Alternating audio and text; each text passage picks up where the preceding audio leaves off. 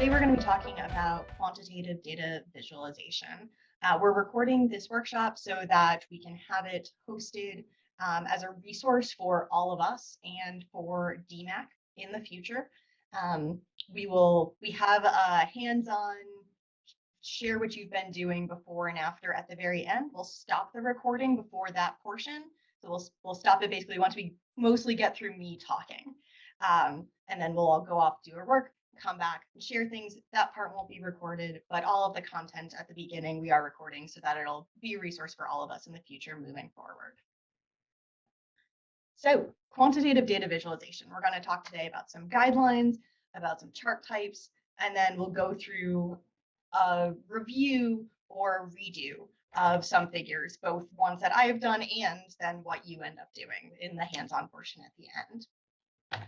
But first, before we get into how to visualize, let's talk a little bit about why we should and think about why this is actually important to do. Now, I'll realize that we all have some general sense of why this is important to do. That's why we're here. That's why we try to visualize stuff. But let's state it so we can be concrete at the beginning.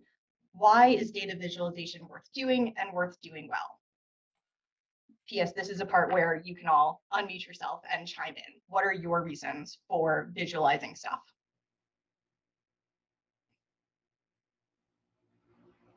It gets the point across in a better way. Yep, get your point across to your audience. Mm-hmm. Some people don't understand as well if you just present numbers, but if they see it in a picture, then it's easier to understand for a lot of people. Yep, so reinforce your point and then understandability. It's a quick way to get data across. Speed of understanding and processing, sure. Be more compelling and engaging. Our stuff can be dry, and this could get people more interested in what we're sharing.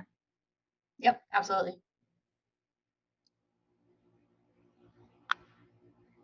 Any other big reasons? To catch people's attention. There's so much information that you are exposed to in a day, and sometimes you want to catch someone's attention, and visualization can help with that. Yeah, great. Allows you to go from the big picture to really specific pictures, from big data to small chunks of the data in a way that it can easily explain by itself. Yeah. So it's engagement, it's understanding, it's faster, it's standalone, and it helps you tell the story. So the way I put this, it provides visual interest. Sometimes a lot of our reports are walls of text, and it both breaks it up and is more engaging. It can help you underscore, emphasize your most important points, your really key findings. This has the flip side of maybe don't visualize if it's something that's not really important to you, so you can keep visualizations to the findings, the results, or the patterns that really matter for you, for your story, for your report. Like we said, it can help your reader or your audience better understand what you're basing your conclusions or your explanations on. A good visualization might also help your reader think more about your conclusions or come up with other ideas or come up with further questions because they're engaged, because they're thinking, because they better understand what you're doing to begin with, and more, as we said. So given that we've all agreed that this is important for many reasons, let's talk about how to do it better.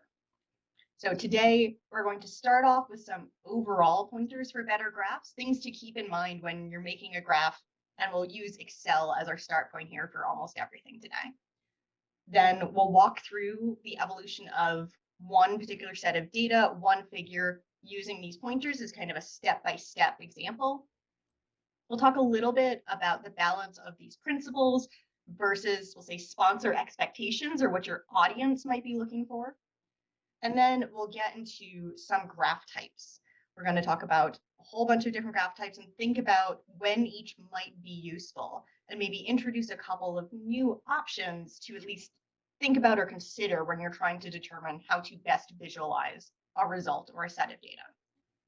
And then we're going to go through an example redesign of a report and set of figures that I had made using these principles. So we're going to take something that, looking back on it, is not great, and at least make it better using the ideas that we talk about in the first half.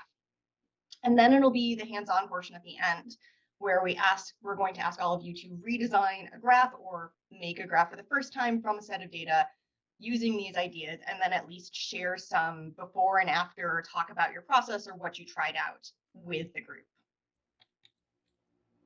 So let's start with some really general ideas. And before we actually get into the graphics themselves, I want to touch on figure and graphic labeling.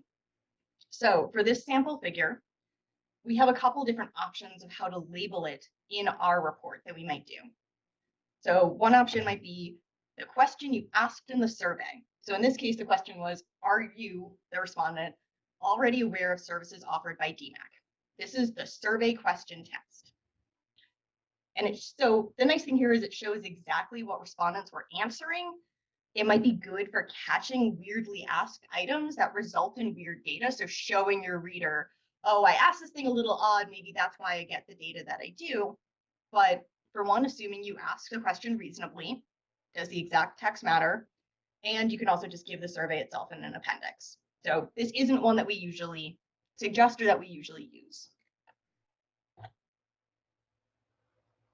We often go for what I'll call the quote unquote objective descriptive title.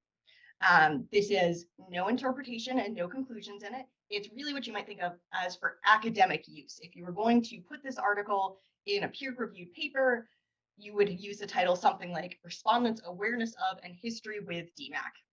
Again, in academic use, you don't do interpretation in the results section. You do the interpretation in the conclusions. You want to let the reader think and maybe draw their own conclusions. So you'll just give a very, like I said, objective descriptive title. And then we've got what we'll call the story or the takeaway title. In this case, for the title of most respondents were not aware of DMAC, only a few had worked with DMAC before, you're doing the interpreting for the reader. In this case, you're really using color to match up the takeaways that you're talking about in the title with what's going on in the reader. So those two things mesh together really closely. This is totally inappropriate for academic writing, but most of what we do isn't academic writing. This type of figure titling is appropriate for a report that's going to the CBO that you're evaluating, that's going to your non-research audience policymakers. You're going to do the interpreting in the report anyways. So why not also do it in the figure title and help your reader get what you want them to get out of the graphic that you're presenting?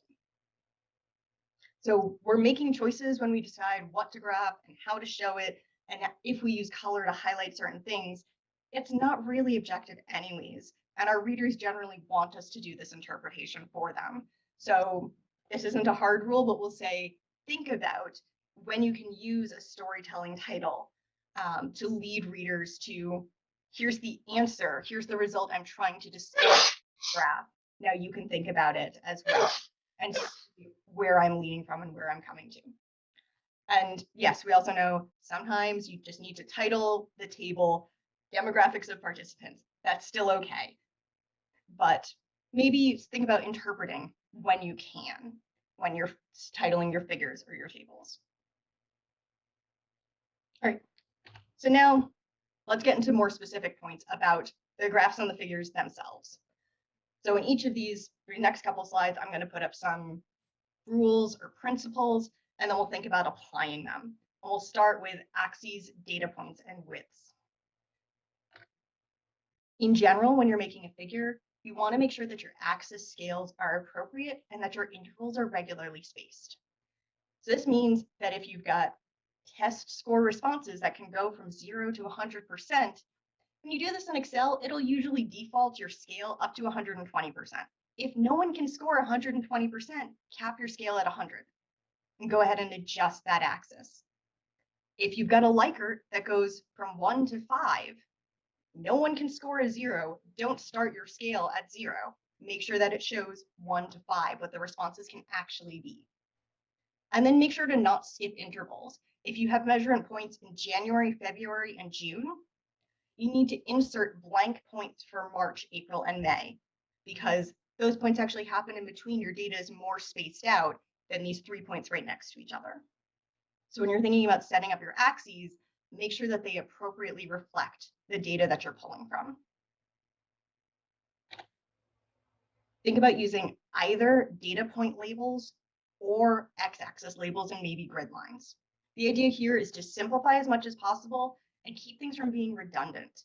You don't need data labels and axis labels with, many points on the axis label, at least most of the time. Grid lines, they can be okay if they're muted, if they're in the background, if they're going to help the interpretation. But make sure they're not a prominent feature of your graphic, because again, it adds visual noise. It can be distracting.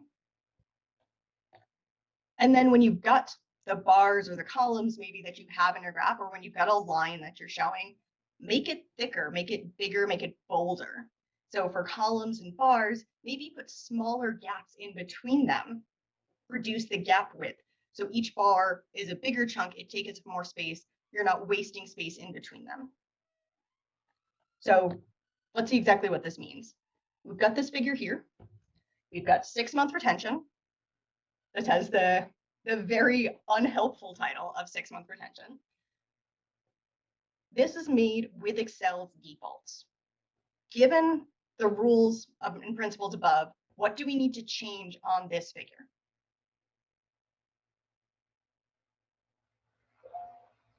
The axis should only go to 100 and the bars should be wider.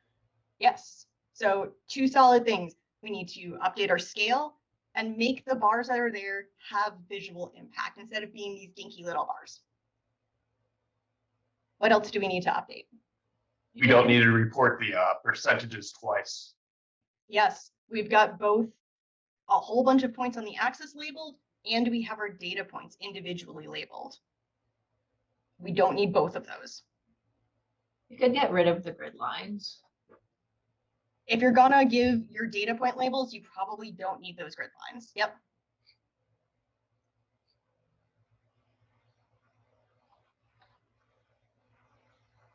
Here's a new version, just applying those principles. So for one, I also updated the title to an actual takeaway title, and that storytelling title, which you probably couldn't do because you don't know what this data is, which is fair. But now you can look at it and have a sense of what this is supposed to mean. We updated the axis to go to 100%. We can't have 120% here, so that's all we need to go to. Our bars are thicker.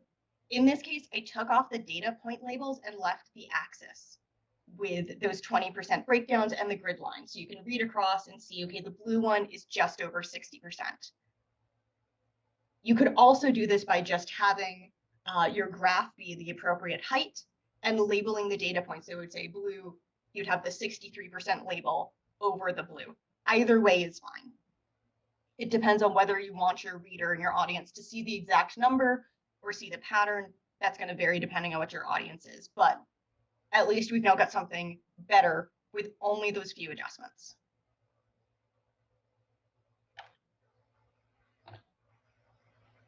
All right, next let's think a little bit about intentional use of color. Excel has a set of default colors. These are Excel's default colors. It's pretty obvious that these are Excel's default colors. They're also all different between the bars. Do they need to be different? In this case, no. All of the bars are individually labeled. We don't need color to separate them and distinguish them when a label also distinguishes them. So when you're choosing colors, think about if there's a sponsor or an organization color scheme that you want to match off of. In this case, this is for Healthy Families. I put Healthy Families figure, the dancing people logo up on here. Those are colors that we can draw from to make this figure. If you don't have one, maybe use the purple and gold for UAlbany. You can also use color to highlight a particular result. If one bar is really different from everything else and you want to call out that bar and highlight it as being different. In general, people can easily distinguish between 4 shades of a color, including 4 shades of gray. So you probably don't need to crosshatch. Crosshatch is really visually annoying and noisy. So we want to avoid it when we can. And you'll see at the end in the graphs and figures of my previous report that we're going to redo, I used crosshatch. We don't have to do that. It was a bad idea. And we're going to talk about how to do it better. Again, think about whether the bars need to be different colors or if they're already labeled separately. And then you want to check your figures for translation to grayscale. If someone prints out your report in black and white, are they going to be able to tell which bar is which section is which? Are the grays and saturations different enough that they'll still be able to read your graph? And then think about your graphic for colorblind audiences. And I put a link here to a color blindness tester, a color blindness simulator. So you can translate this and see, do my colors continue to look different for a colorblind reader? So in this case, for this figure, all the bars can be the same color because they're all individually labeled. And if they're going to be one color, if I'm going to pick it, I might as well pick a color that's pulling from the organization's or the sponsor's logo. Again, we're cutting down on visual noise and we're simplifying here. The bars don't need to be different colors.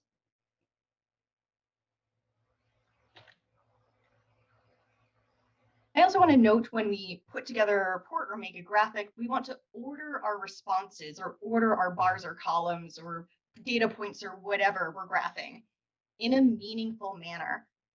So if you've got survey responses and you ask people to choose which of these flavors of ice cream do you like, and you ask it as vanilla, chocolate, strawberry, mint, whatever, and everyone hates vanilla and everyone loves chocolate, you can reorder that data when you show it to have chocolate on top and vanilla on the bottom. It doesn't matter, or it probably doesn't matter that you asked them and they were originally displayed in a different order. So sort your items in a meaningful manner, by which I mean what matters and what is meaningful to your result and the story you're telling with the data, regardless of the order they were originally asked in your survey or tool, if that doesn't matter. And then also think about when you can collapse categories. Can you collapse strongly agree and agree versus neutral, disagree, strongly disagree? Do you really care about agree versus not?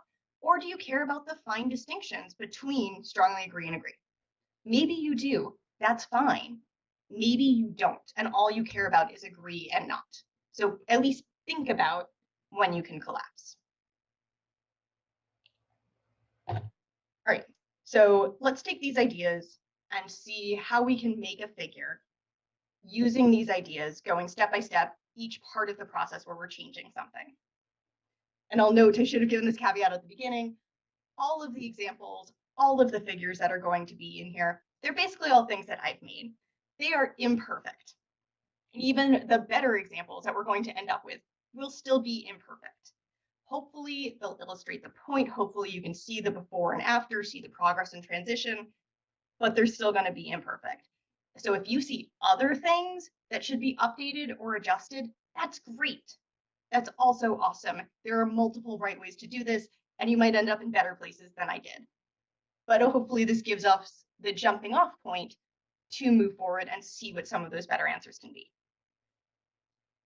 Given that, let's take the set of data and put it into a figure and at least get to the process of a better than Excel default figure by thinking about these ideas. So in this case, this is data pulling from Healthy Families. We have a survey of staff who left the Healthy Families program, and we want to find out why they left. One of the items asks respondents to rate their satisfaction with the compensation and benefits they received from their agency. They're answering on a 5-point Likert, from very dissatisfied to very satisfied, plus a not applicable option. We want to first use data from this item to figure out problems. Why are people leaving? So we want to identify areas of especially low satisfaction, because that can maybe point us to areas to improve retention. There's other ways we can use this data. We can use it to identify areas of high satisfaction. What's not causing retention issues? What are we doing well? We can identify items with a high not applicable, maybe telling us about the lack of uptake because it's not available or practical. But we'll start off with that first goal of identifying issues, because having a direction in this is going to help lead to further decisions about how we show our data. So here's our starting set of data. I've just got the question that they were asked at the top, And then I have Excel's default graph. It is hard to see very much from this. You can see some spikes, some especially high rates of not applicable, some high rates of satisfaction, but it's hard to tell what to do with this information. I'll note the ordering we have here is the order that it was asked in the survey. That's not really helping me figure anything out. So we need to do more than this. So what do we do? All right, I started by putting this off into a stacked bar chart. Each of these rows, 100% of people responded and chose at least one, or chose one response. I can only choose one. So 100% of people responded to each of these items and rated them. Again, I can see some pieces about, oh, there's a lot of satisfaction, a lot of not applicable. Still not getting a great sense of where dissatisfaction is coming from. I can see a little bit, but the colors aren't helping me, the order isn't helping me, and there's still a lot of visual stuff.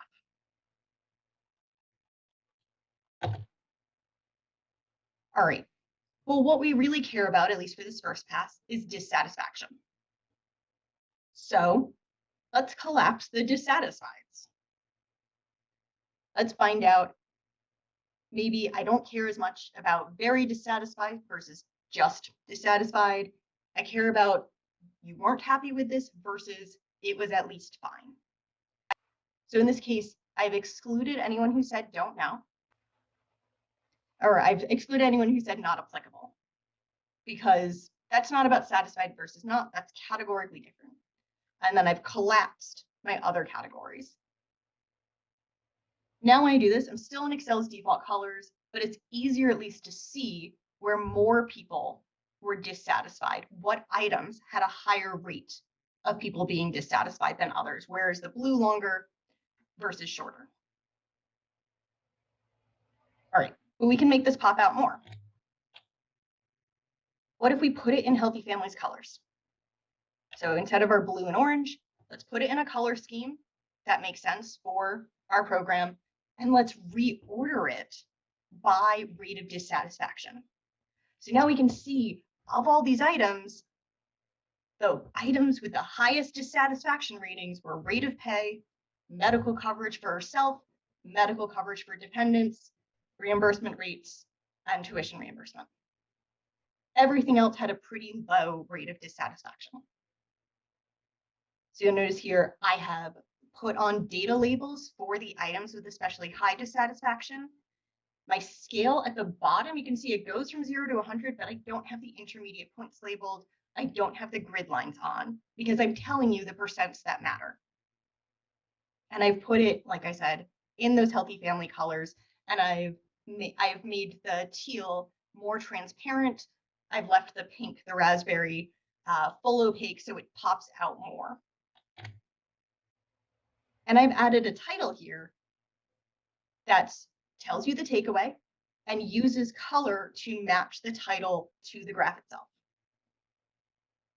So the highest rates of dissatisfaction were reported for rate of pay and medical insurance coverage.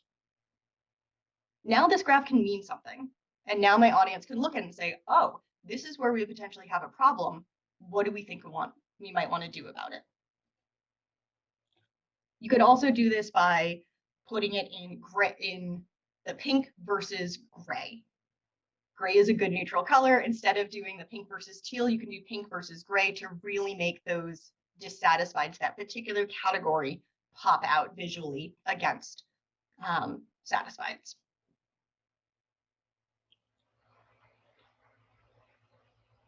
Like I said, there's multiple ways to use this data. There's other stories that you can tell. So if we wanted to look at where people were not using compensation or benefits that could be available, we can say, okay, what % of people reported NA for these items?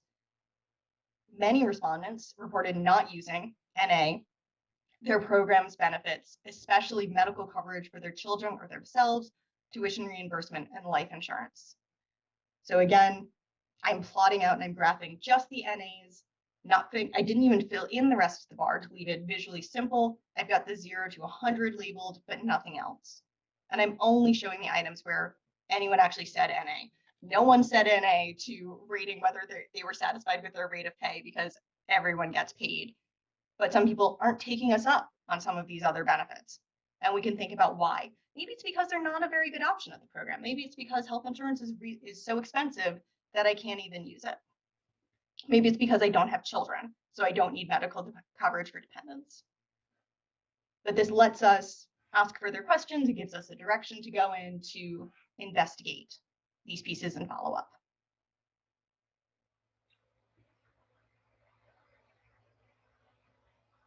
So to summarize these particular pointers, just give those headlines. Here's a summary of stuff to keep in mind when creating new graphics. Whatever else you do, make sure to do this. I also want to note here, when it comes to thinking about these pointers and making graphics, we often think, or sometimes I often think, well, we get a lot of our stuff graphically designed. And Lee, our graphic designer, is great at a lot of stuff. There's a lot of pieces that he takes care of. He can make your basic bar chart look a lot better, even if you don't change out of some of the Excel defaults. But there are things he doesn't do. He's not going to adjust if your axes go to 100% or 120%. He's not going to change your chart type. So there's still decisions we need to make that are going to feed into what we send to him. And these are ways that we can do that better. Also, he doesn't format absolutely everything that we do. So we still need to keep these principles in mind.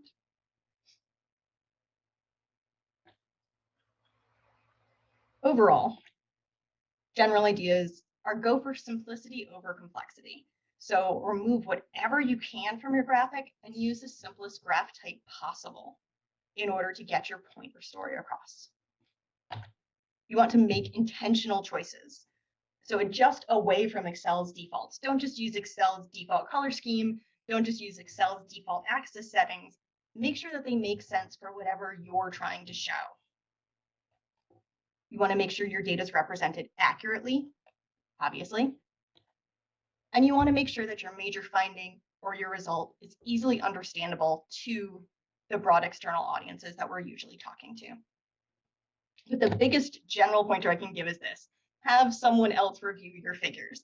What makes sense to you in your head is not necessarily what will be clear and easily translatable to someone else. I'll note that when I was working on putting this presentation together and doing all of these figure designs and playing with new things, I passed this by Camille, who has also been thinking a lot about data viz stuff. And she had some pointers like, I don't think this is as clear as you think it is. And she was right. There were things that were fun for me to play with that, I made and was like, well, this is better. But there are still things that can be tweaked and someone else is going to find things that you can't. So whenever you're putting together data viz or figures or graphics, have someone else look at it as well to both make sure you're following these principles and ideas and make sure it translates in the way you think it should and the way you want it to. All right. So those are principles or ideas or maybe rules that we want to consider when we're making graphics and figures. But we also want to consider the balance of, we'll say, best practices versus sponsor expectations. We often, we might say, well, I've got all these rules about what I should do, but is that going to work for the audience that I'm presenting to? And is that what my audience wants to see? So I have a couple of ideas about how to balance out this guidance and the reality of what sponsors might want. But I'd also love to hear if you have other ideas or situations that have come up that we need to figure out how to find a good equilibrium between these 2 points. So to start, the guidance and the best practice is to say, you don't need to graph absolutely everything. Just because you have data doesn't mean it needs to be visualized in this way. We only want to visualize it if it matters, if it's a takeaway point, if it's something you want your audience to think about and remember later. But sometimes we have sponsors who just want to see graphs of everything. And in that case, maybe think about if you can put some of those graphics in an appendix. Fine, I'll make them, but in the body of the report is going to be the big important takeaways. And in the appendix, they'll have everything else if you want to review it. Or try to use color to highlight actual findings, highlight the interesting parts versus everything else that's here because you think you want it here. I'll also note sometimes if you ask a sponsor, they want everything graphed, but when you show them a report with not everything graphed, they're okay with it a lot of the time as well. So you know your projects, your external contacts and stakeholders, but consider how much you need to show and where it needs to be shown.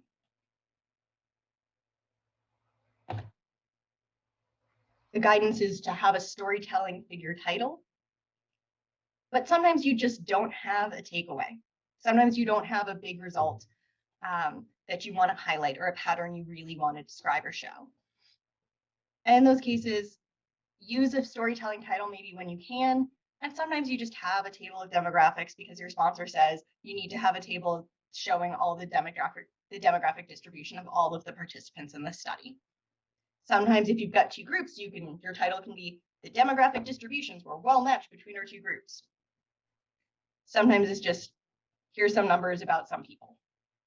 So let's try to use it when we can, but if there are situations when we can't, that's okay. Or you can maybe use a basic title and a storytelling subtitle to still point out the main result that you want people to see, but the start of it is that more objective, we'll say, description. And selecting graph types, which again we'll get to in a minute, we want to select the graph type that best displays or tells the story of our data and what we want people to come away with. But readers expect and think they want bars and lines and pies. So what do we do? In this case, it'd say bars and lines and sometimes pies are a good default. They're a good, solid graph choice for a good reason, but we can still do them better. So let's at least make our bars and lines and pies better and use them appropriately. But maybe if there is a new figure type that really would be helpful for showing something, maybe you can put some explanation of how to read or interpret that figure type in a caption or more in the text. Walk your reader through it more. So when they get to that figure type, it won't just be this is new and confusing and thus I don't like it, but okay, I've had some lead up and intro. And now when I look at this figure, I can get something out of it. And oh, I do see how this really displays whatever pattern. Are there other things that come up when you're trying to make figures or do data visualization for sponsors that we want to think about how to balance out? Actually, Margaret, I have one. We've been in a situation before where we've taken a lot of time to make these like very nice, compelling graphs. And then the sponsor says, actually, we just want everything displayed in data tables. Yeah, that's frustrating. So sometimes I'd say there's gonna be back and forth and it can end up in this really frustrating place. And we do want to be responsive to what the sponsor says. I think the balance might be, what can we figure out ahead of time in terms of your expectations for this report? And can we say sometimes, I think that this result is really best shown in this graph. At a certain point, the sponsor will win.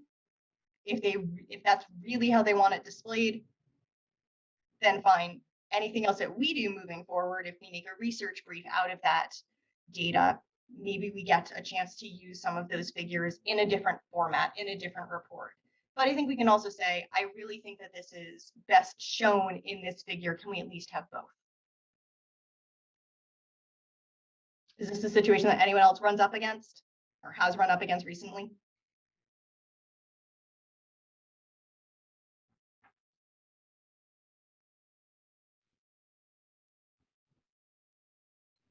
That's good to hear, actually.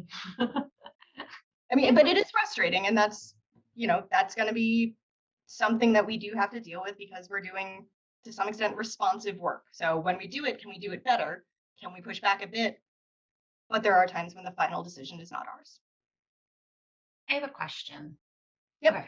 So regarding the storytelling figure titles, when you use those and therefore you have more text in your title, would you still place them as you would an ordinary title, or, traditional academic title, or would you bullet them under the table? Would you bullet them above the table? Would you still place them sort of sitting on top of the table like you do a traditional shorter academic title? What are your thoughts on that? Because I've seen it both ways, and, I have my personal opinion, but I don't know that that's best practice necessarily.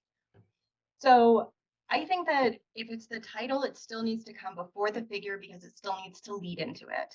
If you've got a situation where you're trying to maybe do a title and a subtitle, maybe the subtitle comes after. If you're doing something where you want to give more explanatory text, then that's going to come probably not with the figure, but in a paragraph above it or below in a separate caption.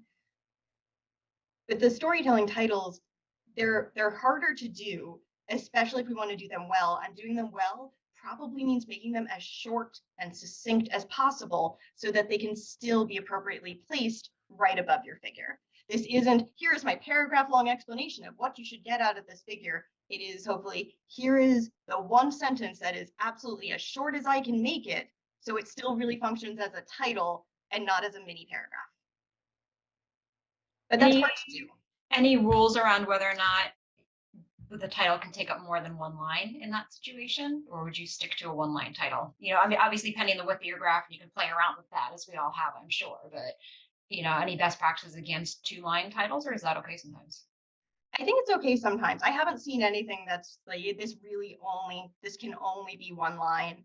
I think one line, again, just get it as succinct and simple as possible. If that can be within one line, then awesome.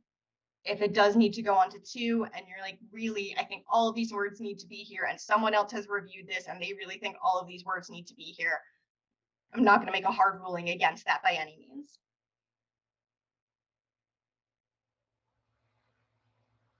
All right. So now let's talk a little bit about choosing a chart and a data viz format. So we talked about generally, here's stuff to keep in mind when doing data viz. Now let's talk about some of these specific chart types and figuring out which chart type you should use. In general, when you're choosing a chart type, you want to consider the story you need to tell with the data, what's the most important point you want the reader to understand, and what's the chart type that best supports that point. And you want to consider if fancier or newer is actually better. This is something that I've struggled with a little bit because I've been playing around with all of these cool figure types and they're really fun to make and I think they show cool things, and that doesn't mean they're actually better for the purpose of conveying the final point to the reader or to the audience. So play with stuff by all means, sketch things out on paper, try changing the chart type in Excel, see what a first pass result looks like. Does it seem helpful? Then decide, but make sure that at the end, you're coming out with the type that best supports the point you want to make and how well the audience is going to be able to interpret it. And for the chart types we're going to run through, I'll note all of them can be made in, or almost all of them can be made in Excel. So we are being platform agnostic here, but we all have Excel, and I think all know how to at least do some data viz in it. Almost everything we're talking about can be done in Excel. Where it can't, I've tried to link to a tutorial or a resource or some additional information. Some of these you need to play with Excel a little bit to get it to do what you want to do, but they can still happen through Excel. Some of them require something else. So I've tried to note that in the slides, at least as a start point when you start thinking about how can I actually implement this information. Right, here's the categories of charts that we're going to talk about. These are basically all adapted from Stephanie Evergreen's data viz book, mostly because that's a format and a style that really worked for me. So I've got her chart chooser with a summary of all of these categories at the end. I also have the summary chart chooser schematics and diagrams from a couple other groups at the end. See if one of those makes more sense to you, works better for you. But at least as a start point, this is what we're going to be working off of now.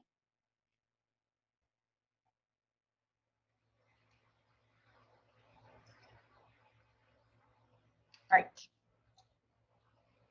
So let's start off. If you have a case where just a single number or one result or one piece is important, here are some chart options for you. And I'm going to, as I go through all of these, I'll show the figure with the options, and then we'll just talk a little bit more about some of them. Some of them are familiar enough that we don't need to say more. For a big number, if you're just going to have a big number in fancy text, sometimes that's okay if that number requires no further context to be understood. So you can only use it if the scale is obvious. So if it's a percent, it's out of 100. We at least have a sense of that. Or if the point is something that is super huge or super rare. So the chance of dying from snakebite is 1 in 50 million. Or if you want to say CHSR brought in $5 million last year, we can say, wow, without context, that sure is a lot of money. CHSR is doing great. You can use this if you want people to just remember that one number. But again, no, there's, if they just look at that figure, there's no surrounding context. So they can't judge CHSR's 5 million versus this tiny evaluation shop and the university as a whole. They just know how we did. Icon arrays and waffle charts we'll talk about more in a sec. And then pies and donuts more in a sec. For bars and columns, they're going to show up as a good option for lots of these different categories because they are generally a good option.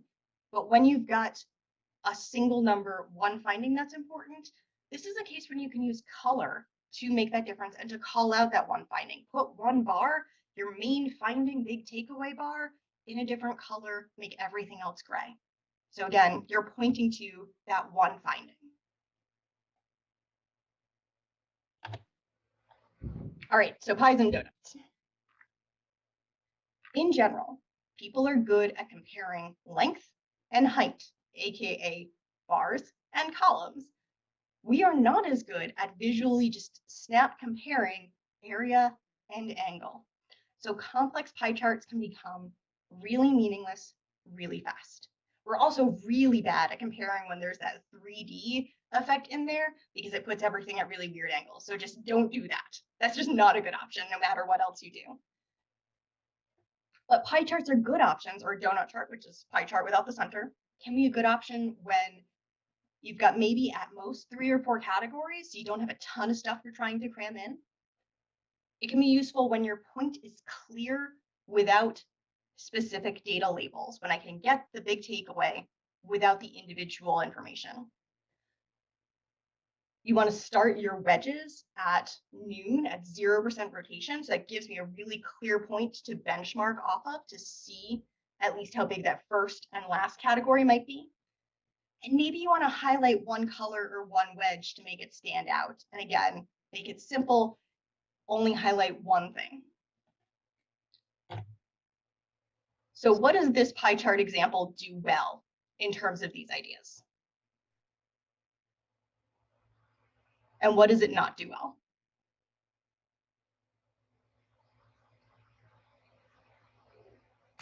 Not start at 0-degree rotation.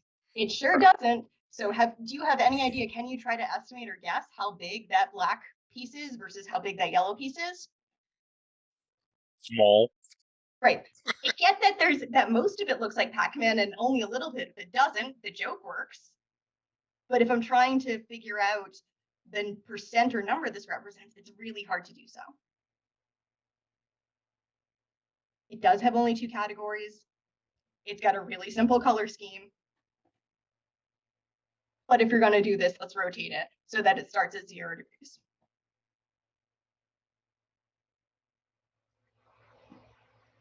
All right. Icon arrays. So here's a kind of modified example, actually. Icon arrays are using pictures or figures to give a sense of rate or ratio or proportion. So here, about 1 in 4 women experience some form of intimate partner violence. So we've got 4 little schematic women, one of them highlighted in color so you can get a sense of ratio and see, oh, even in this small group, there's someone, or there's likely to be someone. I said that was a modified version. This is the original figure that I found. It's still an icon array, but it has both women and men in it.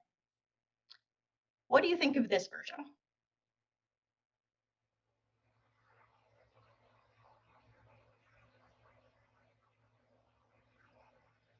it is busy because I have two images there of the, I have like 2 data points.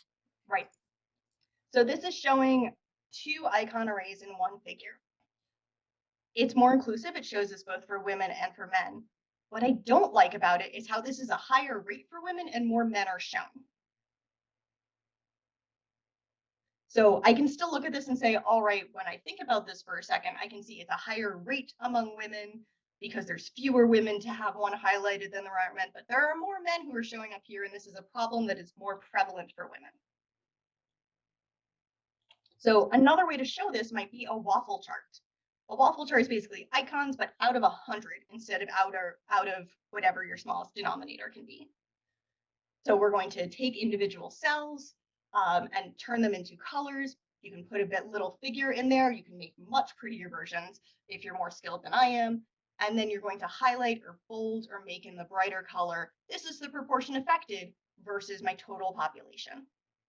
And here I can see when I do a waffle chart for this sort of data, oh, this affects more women. It affects men too. They're at different rates. It's more women. So a different way to show this information that, at least for me, gets this point across a little bit more clearly.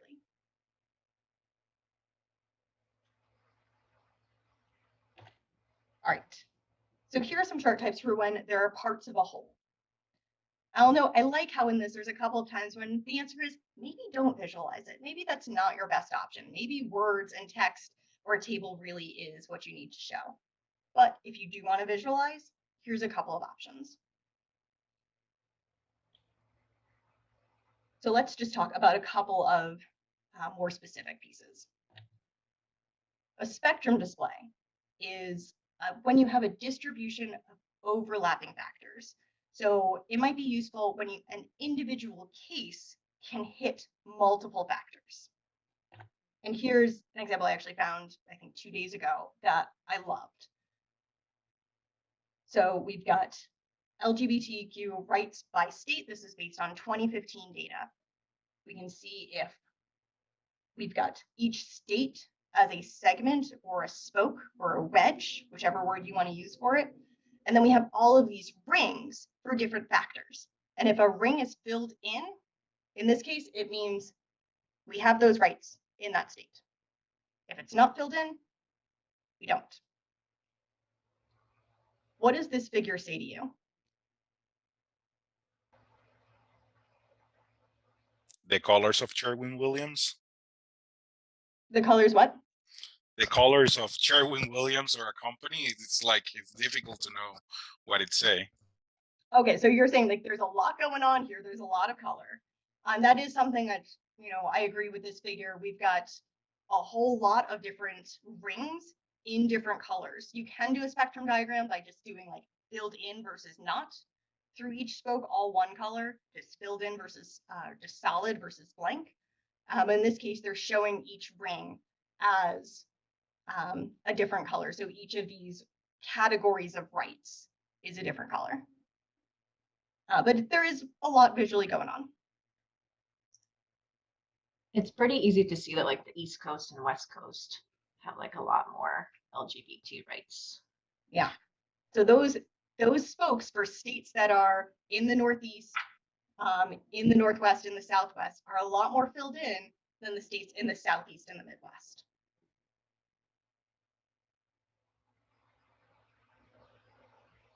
I also thought you could see something about the order of progression here.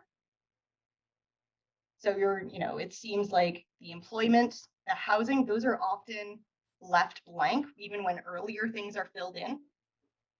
So you can see something maybe about order or next steps or progression or what's likely to potentially happen next. But the geographic part's pretty clear. And I think just the variety and the variability between states is clear. This is another example of a figure I made for the Her Justice Project, where we had clients who had different legal case types. And one client could have multiple case types. They could have a divorce case and a support case and a custody or visitation case and or an order of protection case. So here we're filling in each block if a client hits one of those factors to see the overlap between them and to see our overall distribution. For us, maybe this is useful for like the SAMHSA project.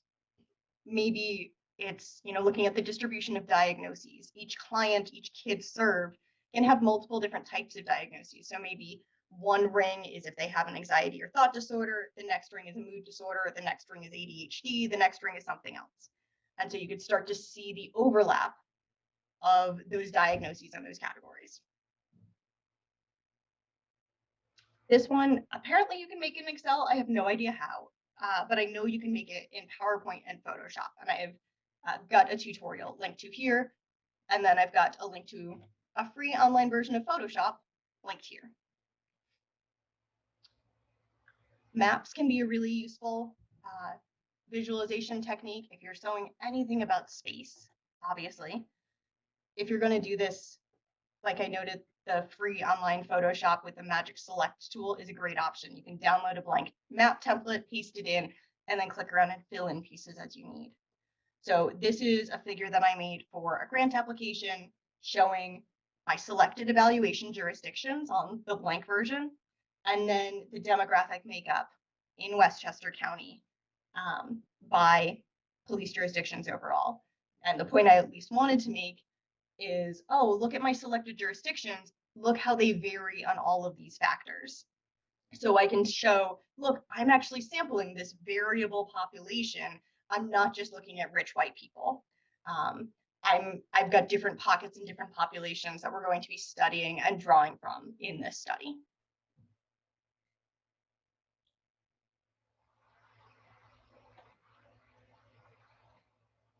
If you really want to show how some numbers are alike or how they differ, you want that compare and contrast.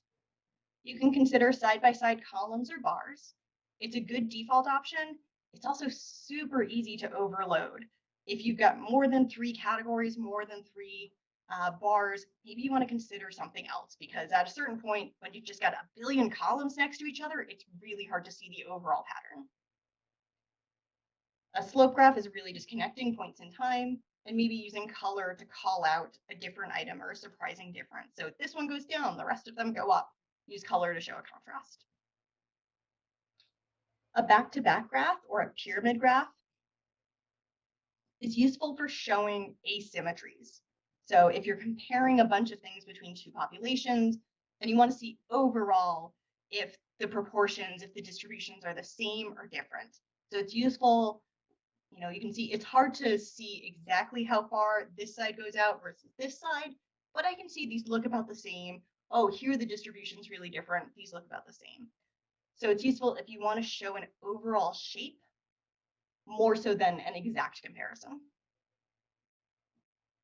A dot plot will have more in a sec, and same with small multiples. And a dumbbell dot plot is a variation of the above, and it's a simpler way to show some stuff. All right, dot plots. These, I think, might actually be a really great option for some pieces that we do. They're useful for showing internal comparisons, either between groups or between time points on multiple items all at once. So for example, if you want to look at kindergarten readiness on all of these different domains, on literacy, on language, on math, science, creative arts, you want to show it all at once. If you put this in bars or columns, it's going to be a lot of stuff. But what I really care about is in each domain, time point A, time point B, what's the change? What's the growth? So if I have a line for literacy, I can show fall and spring, language, fall, spring, math, fall, spring, and I can see that they all move more towards the right, more towards additional readiness. So when we've got, so a line is either, I'll show all my groups on the same line for this item, or all my time points for the same group for this item, but I can show it for multiple items at once. And this is something I found really useful to think about. And again, this is doable in Excel, and I've linked a tutorial.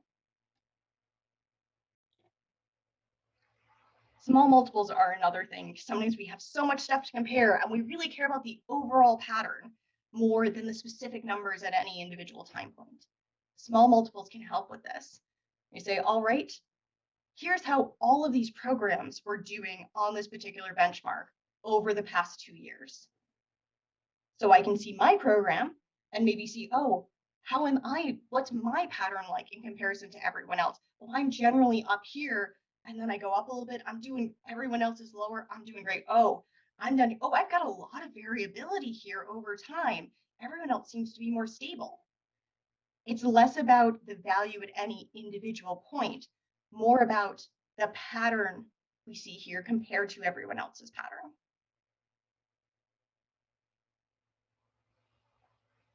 You can also have a proportion plot where looking at whether the percent of a population differs from the percent of observed cases. So here, when we're looking at the share of population versus share of COVID deaths, we can see that older people are a smaller portion of the population, but they're disproportionately much more likely to die from COVID. It says, look at how much space our 80-plus-year-olds are taking up in share of deaths versus how much space they're taking up in share of population. Wow, that's really disproportionate.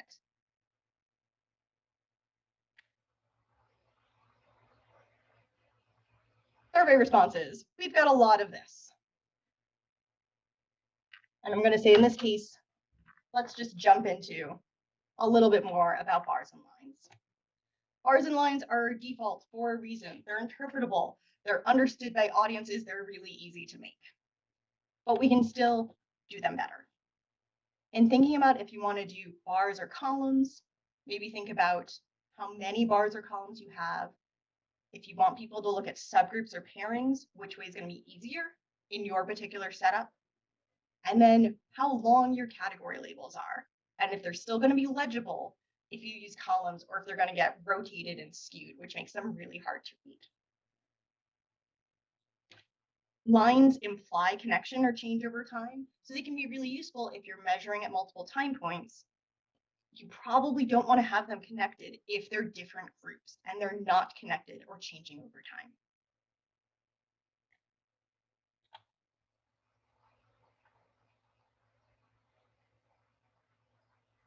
All right, here's a nice example of a bar chart. There's a label at the top, which mostly lines up with the colors in the figure. The color is used intentionally. We've got shades of teal and orange. They contrast with each other. The data is labeled, but the axis isn't labeled, so we don't have redundancy. This is a stacked bar chart, so each row adds to 100%. And it's easy to see differences in group distributions here for each of the pairings, for the pairing by age, and, well, not just pairing, for the grouping by race. It's easy to see that Black people and young people seem to be skeptical of the vaccine overall, whereas old white people are all forgetting it. And there's a storytelling title that summarizes the big takeaway, and then the subtitle that gives a little bit further information. So again, we might say, make that storytelling figure title. It seems pretty succinct. Okay, that's one line. And maybe that subtitle goes under the figure. Maybe it goes in the text if you want to give that further context.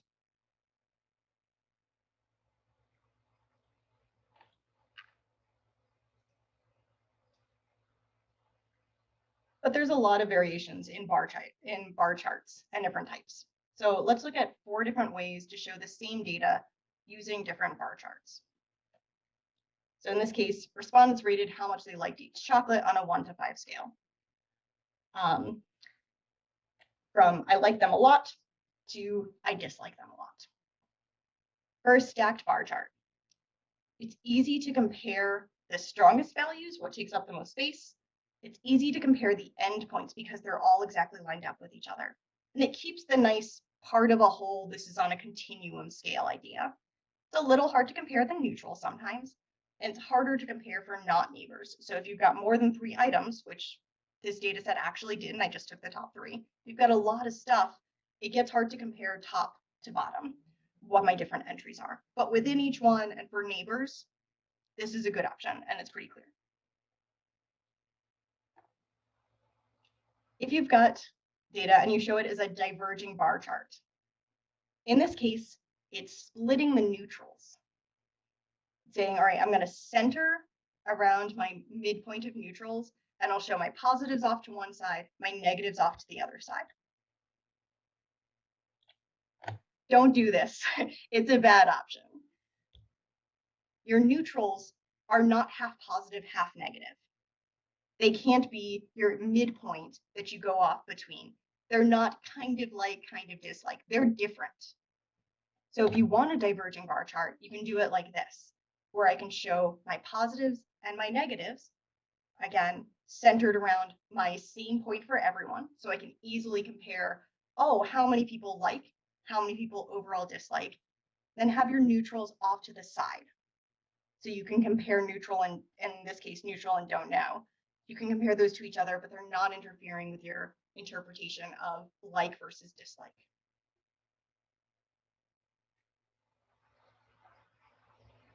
Small multiples is when you could do the likes, like a lot, like some, neutral, don't know, do them each as a separate type of graph. It takes up a lot of space. It's a little hard to read, like it all versus dislike it all. It loses that part to whole relationship, but depending on what you want to show, maybe this works. Or maybe you could aggregate it down. Again, maybe you really care about like versus don't like, and you don't care as much about the difference between like a lot and just like some. You could compare like to neutral to dislike. Again, each of these charts is going to help you tell a slightly different story. It's going to emphasize certain points a little bit more or a little less.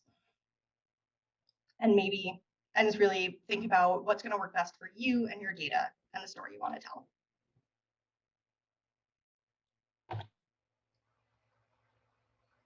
Again, I found this really interesting, and I just found it yesterday. I wanted to show this because, to me, it really shows something about the impact of having separated bars. So when we've got share of overall cases among fully vaccinated, share of overall cases among not fully vaccinated, those two basically add to 100. You could do this as a stacked bar all together, green versus orange, in one bar per row, per state row. But to me, the emptiness of that share of overall cases among fully vaccinated was really powerful to me. And you can see, oh, share of overall cases among not vaccinated, they all go almost all the way out. There's so little blank space left. With among fully vaccinated, there's so much blank space left. And this is a case where they could have been collapsed down into one stacked bar, but I actually think separating them here makes the point really clear and even clearer for me.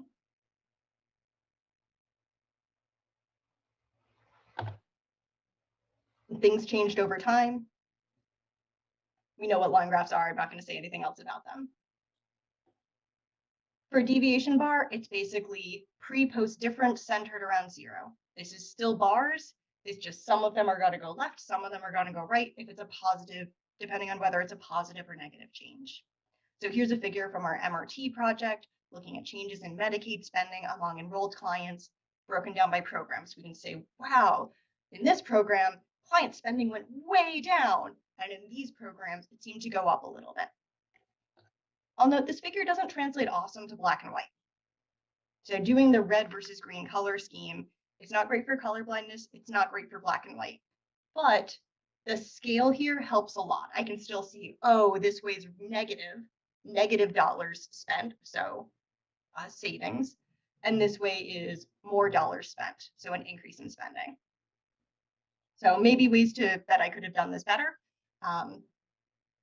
But there is at least a catch on this one for how it can still possibly work.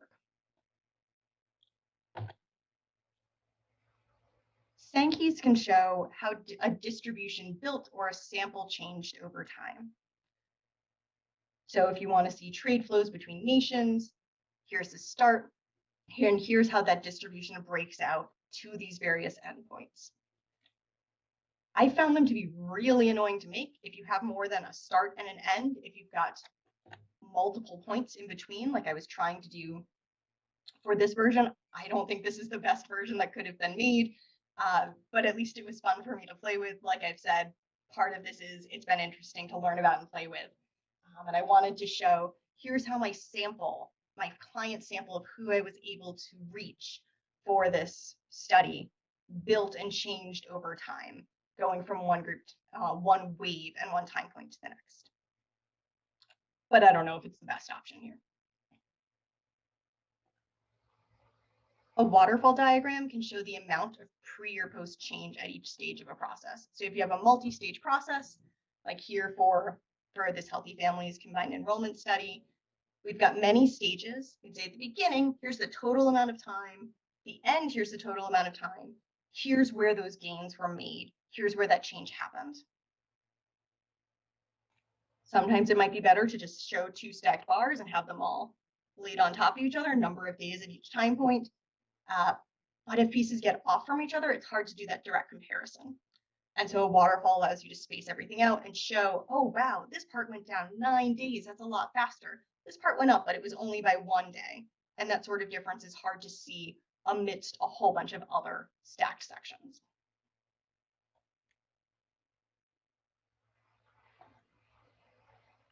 When you want to do your performance versus a benchmark or a target, generally you have 2 things on top of each other. You have performances and a target line or a target bar or background. This can be useful for showing a shortfall, showing or exceeding expectations. Everyone's above the target line. So think of these somehow as like those fundraising thermometer graphics. How filled up on the thermometer are we? We want to get to this point. How close to that benchmark or target are we? For indicator dots, you're really just marking met or not met. You're not saying, this is how much it met. It was 85%. Our target was 80%. I'll only shade it in a little bit. This is a binary met or not met. So it's useful for a snap visual read of if you're meeting or not meeting, and not by how much or fine distinctions.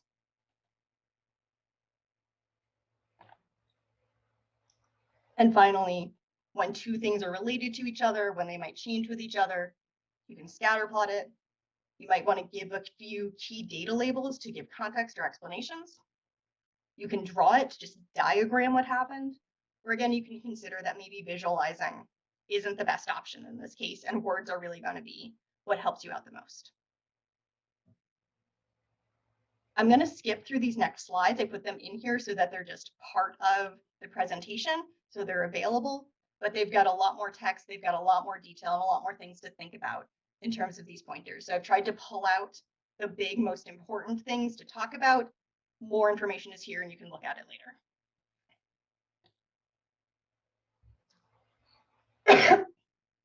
All right, so now let's get to a redesign and then get to your turn. So I'm taking here a report that I did a couple of years ago for our work with Her Justice. And I'm using it in part because none of the rest of you have worked with it. I made all of this, which means that I made all of the mistakes. So we're only going to be critiquing my work here, but also it's new and unfamiliar to all of you. You're all at the same baseline. So when we're looking at something and trying to interpret it, it's not like some of you have much more of a heads up because I was the one who made this report. So let's talk about what I did well, because amazingly enough, there were a couple of things where I either did well or had at least a good idea that I was going for. The things that I didn't, and the things that were really bad that we should just change. And I'll at least show, here's the start figure, and then, okay, I've remade something. Here's at least a new and better figure using these ideas. The examples are still imperfect, but they're at least better.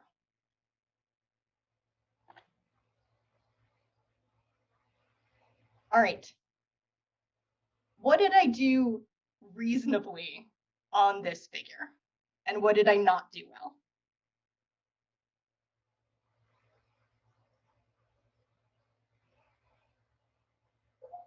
You have a descriptive title. Yep, so my title at least has the takeaway you're supposed to see. There's not much else that I did super well here. What is not great about this figure? What would we change? If you're going to label your bars, you can probably just get rid of your axis labels. Yep, it's redundant.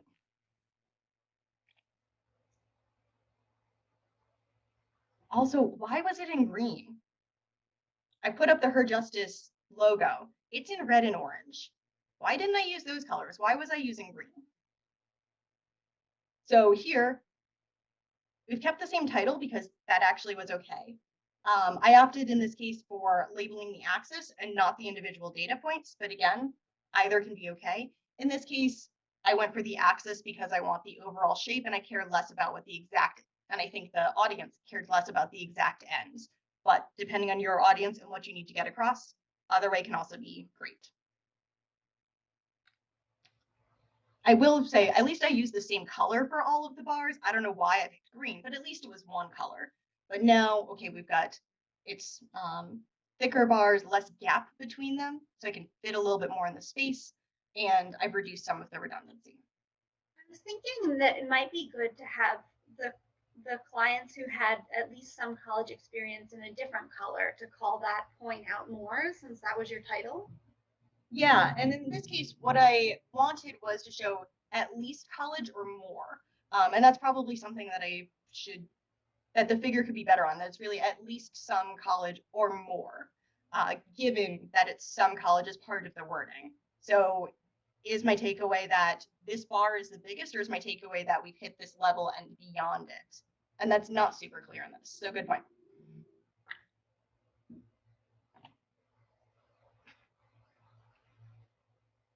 All right. Percent of respondents with previous case type experience. So I have 4 case types here.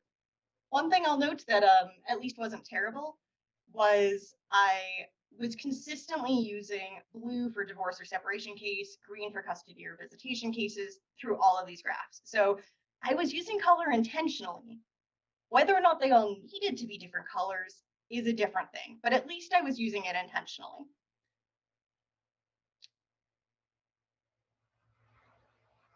But for me, I look at this and I'm like, well, my title is that most respondents didn't have previous legal experience.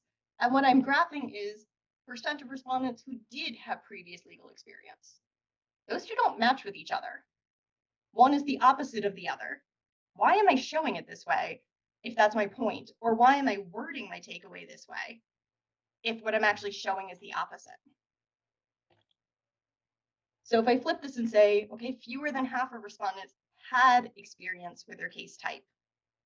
My bars don't need to be in different colors because I'm labeling each one individually. I'm giving the data point labels, so I'm just doing the very basic scale labels. So it's simpler. I've only got one color that I'm dealing with. And now my figure and my label actually match with each other, which is going to make interpretation a lot easier.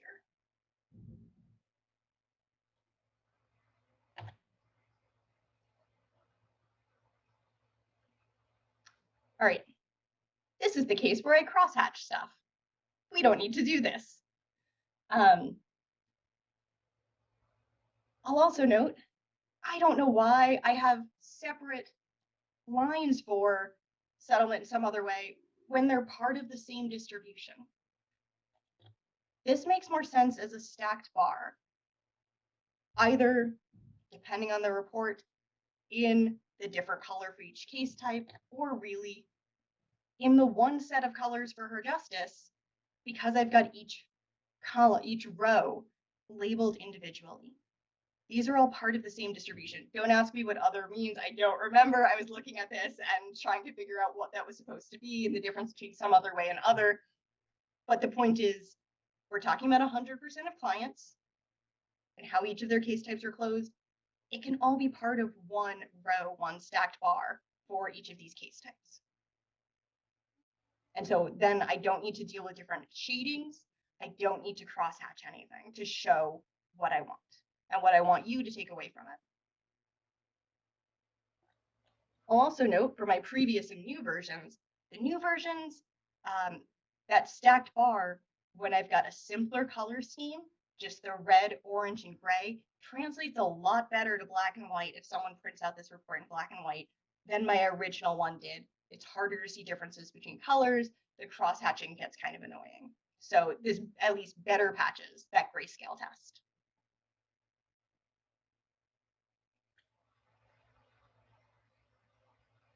All right. Most respondents went to court 1 to 5 times.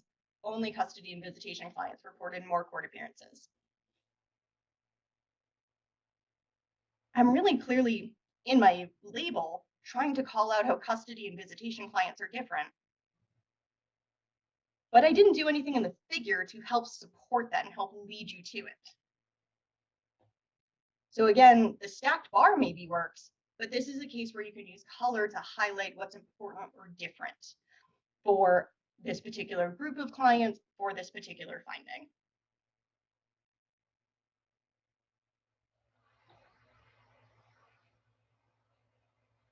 All right, most clients reported no change, slight positive changes in their situations after their legal case finished.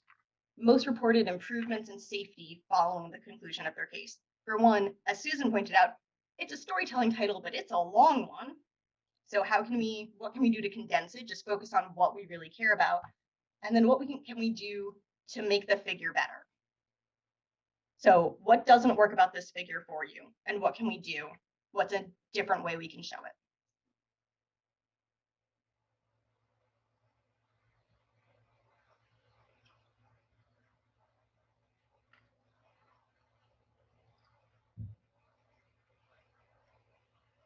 I mean, it looks like they don't total to 100, but I think I would probably make it a stacked bar anyway. Just not a 100% stacked bar, because they're all proportions of the same item. I think they don't stack to 100 here because of rounding error, but they're all proportions of the same item. Let's do a stacked bar. I also don't know why I put no change on the end instead of in the middle. But at least in this case, now we can see, oh, safety gets so much better than anything else. Safety also gets more worse than anything else, but that's not as dramatic a difference as it is for its improvement. And now my takeaway can just be more clients reported improvements in safety in green following the conclusion of their case than for any other extra legal outcome.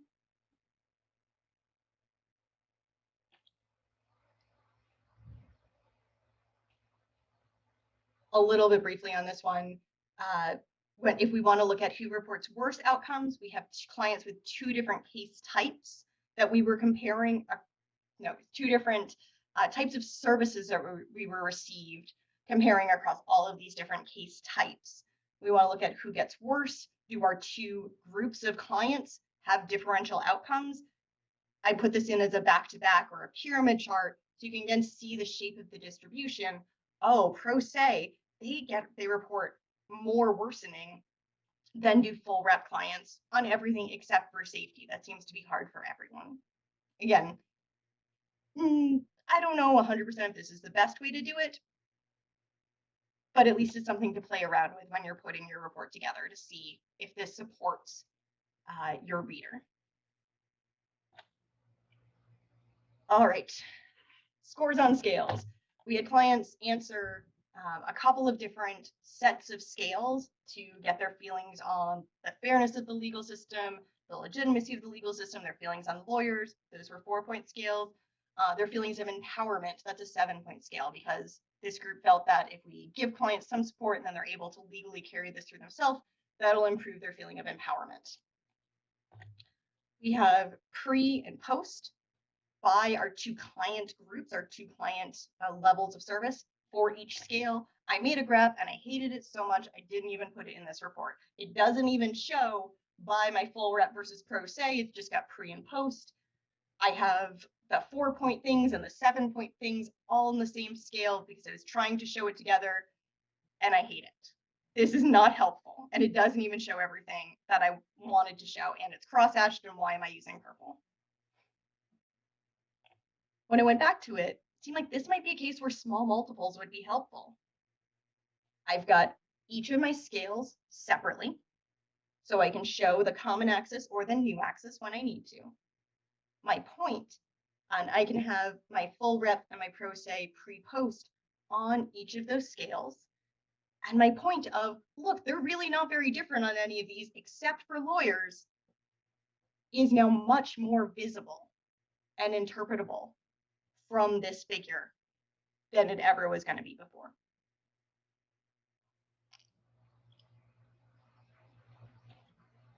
All right, one more. Again, we ask clients to answer a whole bunch of items These were satisfaction. So we asked clients, how satisfied were you with the outcome and with these aspects of your experience in the legal system? So we have our two groups of clients, our pro se and our full rep, and we're looking at how satisfied they were. Only after, because we only ask about satisfaction after. So I've got a bunch of bars here. I can see that the red sticks out more than the orange, but there's a lot of stuff going on. And I thought a dot plot here might be a good way to show this. I can still show each item. I can show my two groups as separate dots on the line, and then I can see how far apart from each other they are. I can also label the individual items. So when I say that our full rep clients reported higher satisfaction than pro se on items related to outcomes 1 to 4, these are the first 4 items, then but not court experiences 5 to 9, as opposed to in the first part, when you look at them, like which ones are about outcomes, which ones are about the court experience. So there's a little less for the reader to figure out on their own. They're being guided more, which is going to help their interpretation of seeing, oh yeah, the orange and red are really far apart from each other. Yeah, and on these cases, they're almost overlapping with each other. Clearly, the satisfaction is very similar in those cases.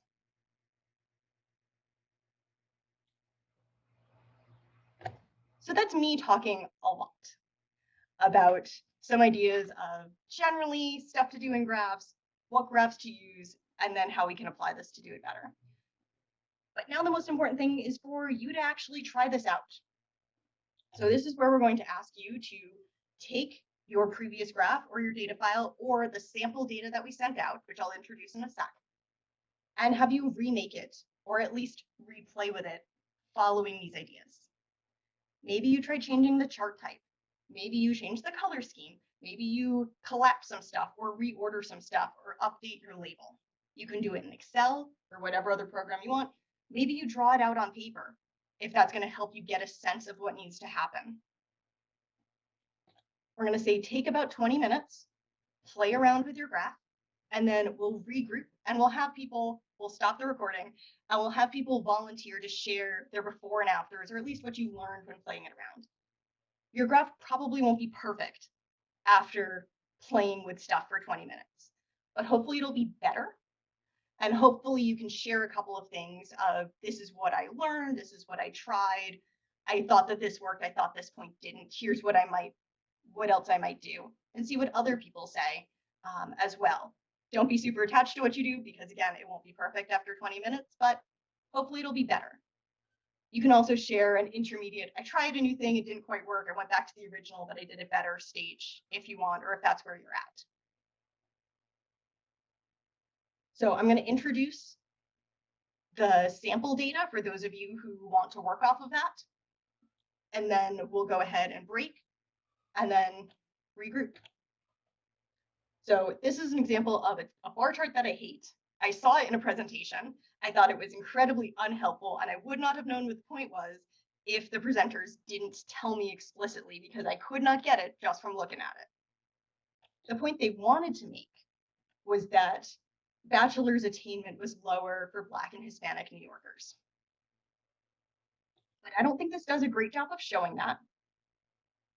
So you go ahead and try redoing it to make, we'll say, that point. There are other points you can make from this data, but to give a common goal, we'll say try making a graph that better shows that point from this data. And again, that's in the emailed file. Margaret, can I ask a question about this? Yeah. What is HH member?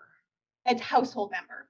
Okay. Good point. So this is for an individual who is 25 and over, do they have a high school diploma or bachelor's? And then does anyone in their household have a high school diploma or a bachelor's? Good point. Okay. Thank you. Again, figure labels, not super helpful here. So let's make them better.